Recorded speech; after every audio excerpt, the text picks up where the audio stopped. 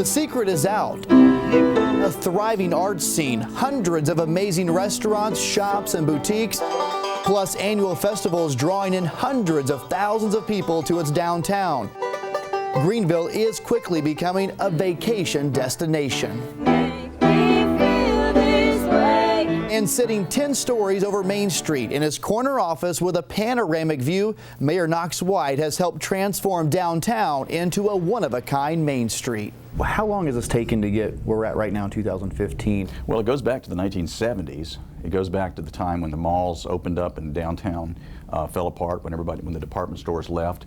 But that's a story that happened almost everywhere in this country. The difference is, as a community, even back in the 70s and early 80s, this community had leadership that said, we're not going to desert downtown.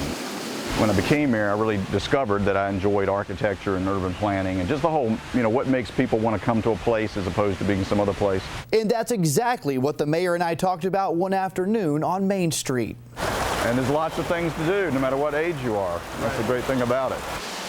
The jewel of Greenville, the Reedy River and its one-of-a-kind suspension bridge. You can't talk about downtown Greenville without talking about the decision around 2000 to take down the bridge over the waterfall, because that changed everything. Falls Park opened 11 years ago and the world changed. I mean, the center of gravity, if you will, kind of moved to that end of town. If you're a Greenvillian, then you know exactly what the mayor is referring to. The Hyatt, which opened in 1982. It was built sort of hermetically sealed, because who would want to go on Main Street? I mean, you went to the Hyatt and you stayed at the Hyatt. You didn't, why would you go outside? So it was a different time. We spent about 20 years after the Hyatt was built where downtown just stayed at the Hyatt. And even before Falls Park and the bridge brought life to the West End, a vacant building was brought back to life. The Poinsett Hotel reopened in 1997. That's the first time we had a solid development that yanked the development down the street. It was like a psychological barrier, and it really, really was. It started with the Hyatt, then the Poinsett Hotel, followed by Falls Park, and then a Field of Dreams changed the ballgame. The baseball stadium played a huge role, just placing the stadium down there. While these were all milestones, the mayor says so much more went into making Greenville a vibrant downtown.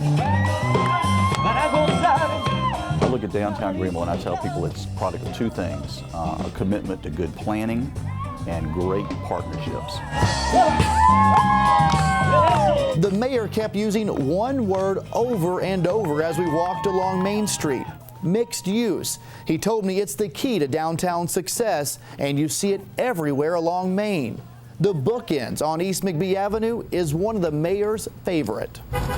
We scrunched up the new garage and we sold off the two ends and called it the bookends. And honestly, it was like, I couldn't have, it was so incredible. 6 years later, the other side is now apartments. Again, the mayor says it's all about mixed use. When we did the baseball stadium, I said, we did mixed-use baseball stadium. We did also, and you won't find many cities that do it that way. They just build a baseball stadium and it's dead space during most of the year. The One building is another example, along with the new Courtyard Marriott next to City Hall, which used to be a garage.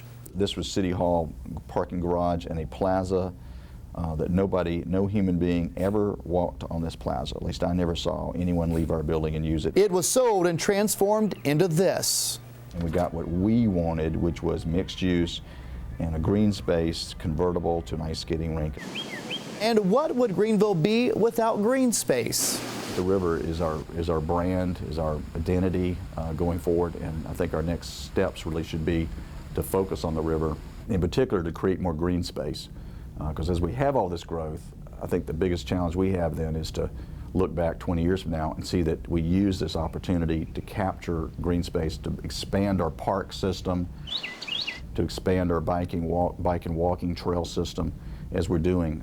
To me, that's the biggest challenge we have ahead of us. A challenge the city is taking on with plans to build a phenomenal new park. Check out this rendering, which is not a master plan, but just a vision. Of course, the Reedy River is not blue. It never will be blue, so I would definitely call this a glamour shot. Right. Its conceptual is correct.